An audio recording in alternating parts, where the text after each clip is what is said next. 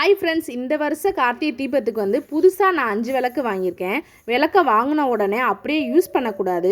அப்படியே யூஸ் பண்ணோம் அப்படின்னா நிறைய எண்ணெயை குடிச்சிரும். அதுக்காக தான் இப்போ ஒரு பாத்திரத்தில் தண்ணி வச்சு அந்த தண்ணியில் விளக்க ஊற வச்சுருவோம். புது விளக்காக இருந்தால் 8 மணி நேரம் ஊறணும். பழைய விளக்காக இருந்தால் 4 மணி நேரம் ஊறினா போதும். இப்போ 8 மணி நேரம் நல்லா ஊறிடுச்சு. இப்போ விளக்கை எடுத்து ஃபேன் காற்றுல நல்லா காய வைப்போம். அப்படி இல்லை அப்படின்னா நல்லா காட்டன் துணியை வச்சு தொடச்சி எடுத்துக்குவோம். இப்போ நான் காட்டன் துணியை வச்சு நல்லா தொடச்சி எடுத்துட்டேன். பாருங்களேன், ஒரு பொட்டு ஈரம் கூட இல்லை. இப்போ நம்ம என்ன பண்ண போகிறோன்னா, இந்த பேக் சைடில் நம்ம நெகபாலிஸ் அப்ளை பண்ண போகிறோம். நம்ம வீட்டில் பொதுவாகவே எல்லா பேர் வீட்லேயுமே நெகபாலிஸ் இருக்கும். நெகபாலிஸ் எதுக்காக அப்ளை பண்ணுறோம் அப்படின்னா, கீழே எண்ணெய் கசையாமல் இருக்கிறக்காக தான் நம்ம நெகபாலிஸ் அப்ளை பண்ணுறோம்.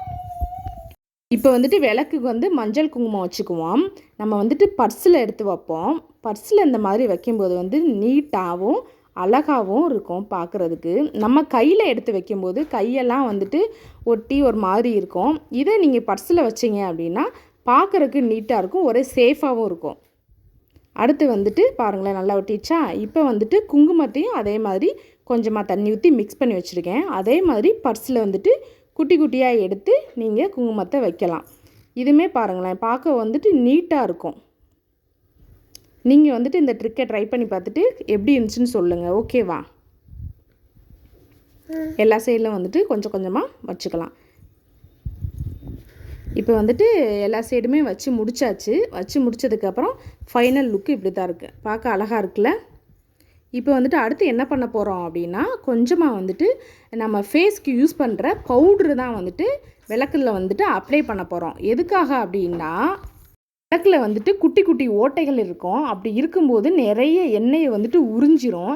இதே நம்ம பவுட்ரு போட்டு நம்ம எண்ணெய் ஊற்றி விளக்கு போடையில் பவுட்ரு அந்த ஓட்டையிலலாம் க்ளோஸ் பண்ணிடும். அப்போ நிறைய எண்ணெய்கள் இழுக்காது. அதுக்காக தான் எல்லா விளக்குலையும் பவுட்ரு போட்டிருக்கோம். எதுக்காக அதே மாதிரி ஒரு 3 சூடத்தை எடுத்து நுணுக்கி வச்சுக்கோங்க. இப்போ விளக்கில் எண்ணெய் ஊற்றி திரி போட்டுக்கலாம். எல்லா விளக்குக்குமே சூடத்தை திரியோட முனியில் நம்ம லைட்டாக கொஞ்சம் கொஞ்சமாக திரியோட முனையில் வச்சு விட்டுக்குவோம் சூடத்தை. நம்ம காற்று ரொம்ப ஜாஸ்தியாக எடுக்கும்ல, அப்போ நம்ம விளக்கு ஏற்றும் போது உடனே பிடிக்காது. அதே மாதிரி அந்த டைமில் நீங்கள் இந்த மாதிரி சூடத்தை வச்சுட்டு நீங்கள் விளக்கேற்றி பாருங்களேன், அடுத்த செகண்டே நல்லா பிடிச்சிக்கிறோம். அதுக்காக தான் சூடம். இப்போ பாருங்களேன், எவ்வளோ அழகாக எரியுது.